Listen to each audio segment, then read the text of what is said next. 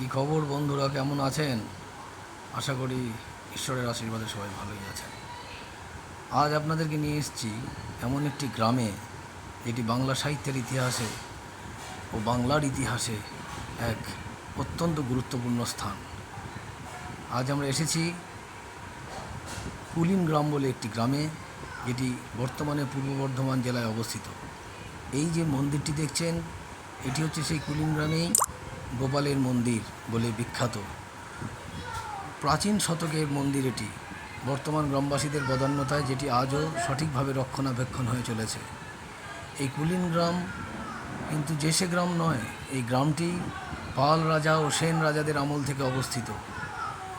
এই যে দিঘিটি দেখছেন, এটিও খুব সম্ভবত তৎকালীন রাজাদেরই খনন করা, গ্রামবাসীদের সাহায্যার্থে। এত সুন্দর মনোমুগ্ধকর দিঘি আমার জীবনে আমি খুব কমই দেখেছি। এটা দিঘি বললে ভুল হবে, সায়রের কাছাকাছি এর ব্যাপ্তি। এই গ্রামটি নাম হলো, আবারও বলছি, কুলিন গ্রাম। নামটি শুনেই মনে হয় বুঝতে পারছেন যে এই কুলিন গ্রাম কথাটির উৎপত্তি কোত্থেকে। হ্যাঁ, ঠিকই ধরেছেন, পাল রাজা ও সেন রাজাদের আমলে, বল্লাল সেনের আমলে কৌলিন্য প্রথার যে আরম্ভ হয়েছিল তৎকালীন রাজাদের হাত ধরে, তার থেকে এই গ্রামের নাম। কৌলিন্য গ্রাম থেকে কুলিন গ্রাম। কুলিন কায়স্থদের গ্রাম এটি, এখনও তাই। অত্যন্ত সমৃদ্ধ একটি গ্রাম। দেখছেন এই গোপাল মন্দির, এই গোপাল মন্দিরটি দেউলটি স্ট্রাকচারে করা হয়েছে। গ্রাম বাংলার খুব কম মন্দিরই আছে যা এই দেউলটি স্ট্রাকচারের দ্বারা নির্মিত। ভালো করে দেখুন, পর্যবেক্ষণ করুন, ভালো লাগবে। আমাদের প্রাচীন বাংলায় কত যে এরকম খনি লুকিয়ে আছে যা আমরা নিজেরাই খবর জানি না। আমরা ছুটে যাই হিল্লি দিল্লি কাশ্মীরে, কিন্তু ভেবে দেখুন তো আমাদের হাতের নাগালে কত মণিমুক্ত খনি লুকিয়ে আছে।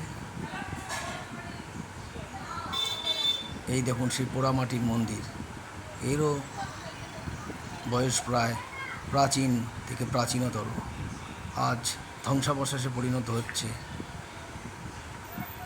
দেখুন সেই যুগের প্রাচীন টেরাকোটার মন্দির।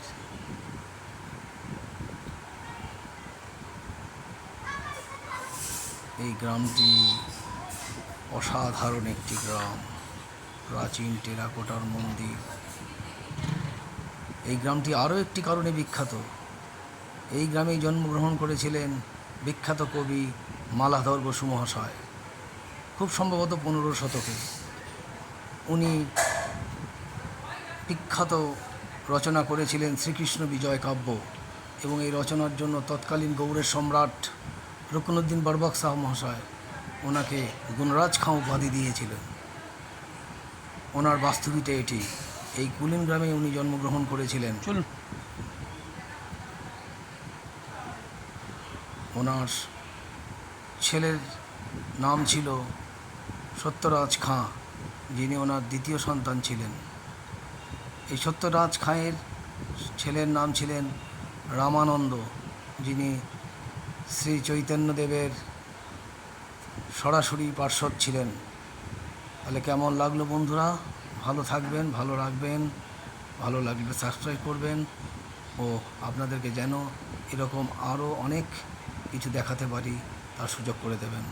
নমস্কার।